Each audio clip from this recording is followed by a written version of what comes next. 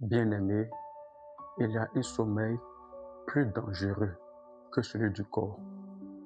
On appelle cela le sommeil spirituel. On peut se lever les matins, aller au travail, appeler nos amis, prier avec eux, leur faire même des SMS, mais à l'intérieur, on peut être complètement endormi. On peut être endormi de manière spirituelle. La Bible nous avertit en ces mots.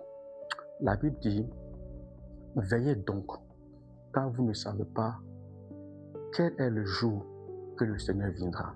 En fait, veiller, c'est vivre en étant conscient, c'est rester prêt, c'est garder son cœur éveillé devant Dieu, c'est faire attention à ce qu'on laisse entrer dans nos yeux, ce qu'on laisse entrer dans nos oreilles, ce qu'on laisse entrer dans nos pensées et même dans nos habitudes.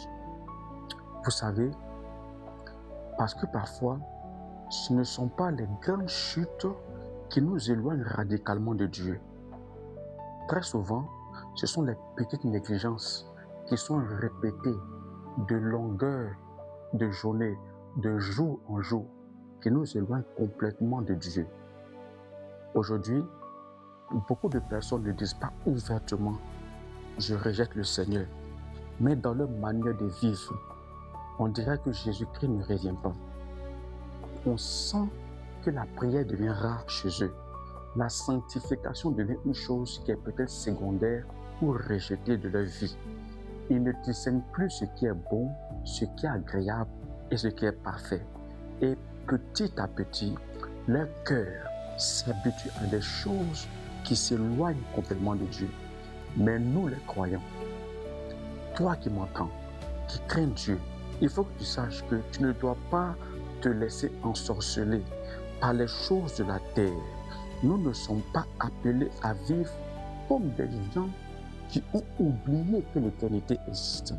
Notre cœur ne doit pas s'endormir devant les distractions de ce monde, devant la compromission de ce monde. Bien-aimé, écoute-moi très bien, ne dors pas spirituellement. Si tu étais endormi, réveille-toi comme un guerrier, réveille-toi comme une héroïne. Le monde peut s'habituer aux ténèbres, mais toi, tu dois rester éveillé parce que Jésus-Christ revient. Tu dois rester prêt, tu dois rester fidèle et tu dois toujours rester éveillé. Que Dieu te réveille, qu'il t'éclaire et qu'il te montre le chemin, qu'il te garde toujours éveillé et que l'ensorcellement, l'envoûtement ne prévale point contre toi, que l'envoûtement ne prévaut point contre toi. Que Dieu te bénisse. Amen.